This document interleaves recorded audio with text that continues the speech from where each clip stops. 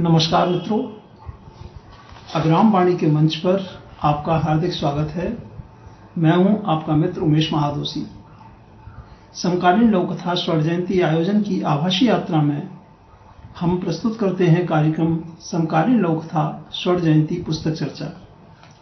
जैसा कि आप जानते हैं, इस कार्यक्रम में हम लोककथा विषयक पुस्तकों की चर्चा करते हैं। इस चर्चा का मुख्य उद्देश्य है समकालीन लोककथा स्वर्ण जयंती के अवसर पर विगत 50 वर्षों में प्रकाशित लघुकथा विषयक महत्वपूर्ण पुस्तकों का स्मरण करना और नई पीढ़ी को उनसे परिचित कराना। चर्चा मुख्यतः 3 बिंदुओं पर केंद्रित है। नंबर 1, पुस्तक का सामान्य परिचय एवं प्रकाशन संबंधी सूचना। नंबर 2, पुस्तक में शामिल प्रमुख सामग्री। और नंबर 3, पुस्तक की महत्वपूर्ण व उपयोगी विषय वस्तु और उसकी प्रासंगिकता। हमारा उद्देश्य पुस्तक की समीक्षा करना बिल्कुल नहीं है। इस कार्यक्रम में 1971 से प्रकाशित एवं हमारे कार्यालय में 31 मार्च 2021 तक प्राप्त लघुकथा विषयक पुस्तकों में से महत्वपूर्ण पुस्तकों को शामिल किया जा रहा है। हमारी टीम के साथ अन्य मित्र भी चाहें तो उमेश महादोशी यानी मुझसे मोबाइल संख्या 09458929004 पर वार्ता करके इस कार्यक्रम में सहभागी बन सकते हैं। ऐसे मित्र निर्धारित प्रारूप पर चर्चा और उसका वीडियो हमें भेजेंगे। हम अपनी प्रस्तुतिकरण क्लिप के साथ किसी नियत तिथि को उसे प्रस्तुत करेंगे। अन्य मित्रों द्वारा भी चर्चा उन्हीं पुस्तकों पर केंद्रित रहेगी जो हमें 31 मार्च 2021 तक प्राप्त हो चुकी है। चर्चा में शामिल मित्रों से एक विशेष अनुरोध है कि आज के आपाधापी के समय में चूंकि लोगों के पास कहानी एवं लंबी कथा रचनाएं पढ़ने का समय नहीं है, इसलिए लघुकथा का प्रचलन बढ़ रहा है। जैसे वाक्यों का प्रयोग ना करें। ऐसी सतही बातों से लघुकथा का वास्तविक महत्व प्रश्नांकित होता है। तो आइए हम आरंभ करते हैं कार्यक्रम समकालीन लघुकथा स्वर्ण जयंती पुस्तक चर्चा। आज की चर्चा में शामिल है सुप्रसिद्ध लघुकथाकार डॉक्टर शील कौशिक जी का लघुकथा संग्रह मेरी चुनिंदा लघुकथाएं। चर्चाकार हैं अभिराम साहित्यिकी की सह संपादक सुश्री ज्योत्सना कपिल। मेरी चुनिंदा लघुकथाएं डॉक्टर शील कौशिक जी का तीसरा लघुकथा संग्रह है। इसमें उनकी 80 प्रतिनिधि लघुकथाएं शामिल हैं। संग्रह में फ्लैप पर प्रकाशक का संक्षिप्त वक्तव्य एवं शील जी का अति संक्षिप्त लेखकी वक्तव्य भी शामिल है।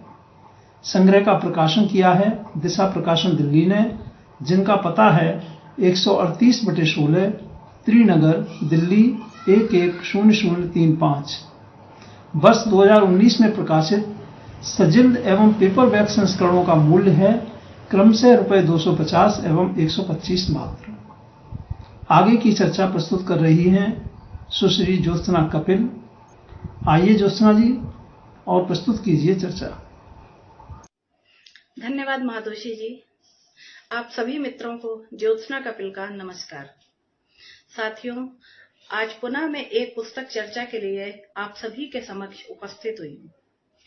हरियाणा साहित्य अकादमी द्वारा श्रेष्ठ महिला रचनाकार के सम्मान से सम्मानित डॉक्टर शील कौशिक इस सदी के श्रेष्ठ रचनाकारों में से एक हैं। आपके 2 लघुकथा संग्रह, 6 काव्य संग्रह, 2 बाल कहानी संग्रह, 1 आलोचनात्मक ग्रंथ, 2 समीक्षात्मक पुस्तकें तथा 5 संपादित पुस्तकों सहित अनेक पुस्तकें प्रकाशित हो चुकी हैं। शील जी ने मानव जीवन से संबंधित विभिन्न विषयों पर अपनी कलम चलाई है और पाठक के मन को छुआ है। फिलहाल मैं बात करने जा रही हूँ उनके नवीनतम लघुकथा संग्रह मेरी चुनिंदा लघुकथाएं की। आइए इस संग्रह की में संग्रहित रचनाओं की एक वानगी देखते हैं। सही पात्र। यह कहानी है एक ऐसी बेटी की जिसने 4 बेटों के होते हुए भी अकेले ही बीमार माँ की सेवा शुश्रूषा की। अंतिम संस्कार के समय बड़े बेटे के मन में माँ के लिए कुछ न कर पाने का मलाल आता है और उसका अंतर्मन उसे कहता है कि माँ को मुखाग्नि देने का अधिकार तो सिर्फ उसकी बहन को होना चाहिए। इस विचार के आते ही वह बहन की ओर बढ़ जाता है। कमजोर कलाई। राखी बंधवाने को बहन का इंतजार करता हुआ एक नशेड़ी भाई है जो अपना कांपता हुआ हाथ बहन की ओर बढ़ाता है। परंतु बहन यह कहकर राखी बांधने से इनकार कर देती है कि क्या उसके कांपते हुए हाथ बहन की रक्षा करने में सक्षम है। यह कहकर वो भाई से नशा छोड़ देने का वादा चाहती है और इसके पश्चात ही राखी बांधने की बात कहती है। अगला शिविर। इसमें नायिका रक्तदान के प्रति जागरूक करते अपने प्रोफेसर को रक्तदान शिविर लगने पर चकमा देकर भाग खड़ी होती है। परंतु जब उसके पिता अत्यंत गंभीर अवस्था में अस्पताल में भर्ती हैं, तब वही प्रोफेसर रक्तदान करके उसके जनक की रक्षा करते हैं और यह देखकर वह लज्जित हो जाती है और उनसे पूछती है कि अगला रक्तदान शिविर अब कब लगेगा। मिसाल लघु कथा है एक ऐसे चपरासी की जो नौकरी के दौरान प्रिंसिपल व अन्य अध्यापकों हेतु आधा किलोमीटर दूर एक अस्पताल में लगे वाटर कूलर से फिल्टर किया हुआ साफ और ठंडा पानी लाता रहा, जबकि उसी स्कूल के बच्चे बेचारे काई में लगी पुरानी टंकी से गर्म पानी पीते थे। उन बच्चों को देखकर वह दुखी होता था और जब उसकी सेवानिवृत्ति होती है तो वह अपनी अल्प जमा पूंजी में से बच्चों के लिए स्कूल में वाटर कूलर लगवाने का निर्णय लेकर सबको चकित कर देता है। एक लघु कथा है अपने लिए, जिसमें जीवन भर पत्नी व बच्चों की फरमाइशें पूरी करता पात्र है, जो रिटायरमेंट से मात्र 6 माह पूर्व प्रोविडेंट फंड से स्कूटर के लिए धन निकलवाने का प्रार्थना पत्र देता है।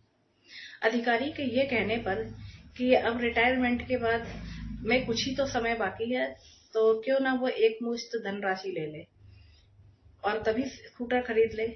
इस पर वह कहता है कि जीवन भर तो वो कठोर परिश्रम करता रहा और साइकिल पर चलता रहा। अब प्रोविडेंट फंड के पैसों से खरीदने के लिए उसके परिवार ने सारा हिसाब किताब लगा रखा है और अपनी एक लिस्ट भी तैयार कर ली है। यही हाल रहा तो रिटायरमेंट के बाद वह स्कूटर नहीं ले पाएगा, इसलिए वह रिटायरमेंट से पहले ही अपने स्कूटर के लिए पैसा निकाल रहा है। रिश्ता। इस लघु कथा में एक अधेड़ एवं एक युवा महिला डॉक्टर के पास आती है। अधेड़ महिला युवती की तकलीफ बताते हुए कहती है कि वह बस काम में लगी रहती है, उसकी एक नहीं सुनती है, इसलिए डॉक्टर साहब आप उसके लिए ताकत की दवा भी लिख देना। उधर एक और युवती और एक अधेड़ महिला उसी डॉक्टर के पास आती हैं। यह महिला युवती से नाखुश लग रही है और पूरी समय उसकी शिकायत ही करती रहती है। इस पर डॉक्टर अपने सहायक से पूछता है कि बताओ इन दोनों महिलाओं में क्या रिश्ता था। सहायक जब हैरान होकर उससे पूछता है कि डॉक्टर ने उससे यह सवाल क्यों किया, तो डॉक्टर बताता है कि पहले जो महिला आई थी युवती के साथ वह उसकी माँ थी, इसलिए उसे अपनी बेटी से हमदर्दी थी उसकी तकलीफों से, जबकि दूसरी महिला जो शिकायत करती रही पूरे टाइम वह उस युवती की सास थी और इसीलिए उसे उसकी दुख तकलीफों से कोई लेना देना नहीं था। इसी प्रकार एक और लघु कथा है सास। इसमें नई बहू जब ससुराल में पहली बार भोजन बनाती है और नमक बहुत ज्यादा हो जाता है तो सब उसकी शिकायत करते हैं। इस पर बहू घबरा जाती है और उसे लगता है कि अब सास के ताने उसे सुनने पड़ेंगे, परंतु वह यह देखकर आश्चर्य में पड़ जाती है कि सास दोबारा नमक डालने का इल्जाम स्वयं पर लेकर अपनी बहू को उसके अपमान से बचा लेती है और इस प्रकार बहू के मन में अपने लिए ढेर सारा सम्मान हासिल कर लेती है। जनहित। इस लघु कथा में डॉक्टर, लैब टेक्नीशियन और प्रेस वालों की मिली भगत दिखाई गई है और यहाँ पर यह भी प्रदर्शित किया गया है कि किस प्रकार उन सब की मिली भगत से बेचारी जनता मूर्ख बनती है और उनसे धन उगाही की जाती है। वे सभी नए नए तरीके के प्रचार के द्वारा उन सबको मूर्ख बनाकर पैसे ऐंठते हैं। तो दूसरी पारी, इसमें रिटायरमेंट के बाद खुद पर लादी गई जिम्मेदारियों से त्रस्त एक बुजुर्ग हैं जो अपने हिसाब से जीवन जीने को तरस रहे हैं, क्योंकि पूरे परिवार ने उन पर कई तरह की जिम्मेदारियां लाद रखी हैं कि जैसे पानी आने के बाद टंकी को भरना, मोटर चलाना, बच्चों को स्कूल छोड़ के आना, ब्रेड दूध लेकर आना, इन सब की वजह से वह अपने लिए समय ही नहीं निकाल पाते और अपनी कोई दिनचर्या निश्चित नहीं कर पाते हैं। इस प्रकार हम देखते हैं कि शील जी के कलम जीवन के विभिन्न आयामों पर खूब चली है और अपने एक संवेदनशील एवं जिम्मेदार रचनाकार होने का दायित्व उन्होंने बखूबी निभाया है। रोजमर्रा की हर छोटी से छोटी घटना पर उनकी पैनी नजर है। वह पाठक को चिंतन करने पर विवश करती हैं। उनकी रचनाएं बहुत मार्मिक, प्रभावी एवं दिलो दिमाग पर गहरा असर करने वाली हैं। तो साथियों, यह थी आज की पुस्तक चर्चा। आपको ये चर्चा कैसी लगी? कृपया अपनी राय से हमें अवगत अवश्य कराएं। धन्यवाद। और अब हम लेते हैं आपसे विदा। आगामी मंगलवार को फिर मिलेंगे। समकालीन लघु कथा स्वर्ण जयंती पुस्तक चर्चा के क्रम को आगे बढ़ाने के लिए लघु कथा स्वर्ण जयंती की हार्दिक शुभकामनाएं। अपना और अपनों का बहुत ध्यान रखिएगा। नमस्कार मित्रों।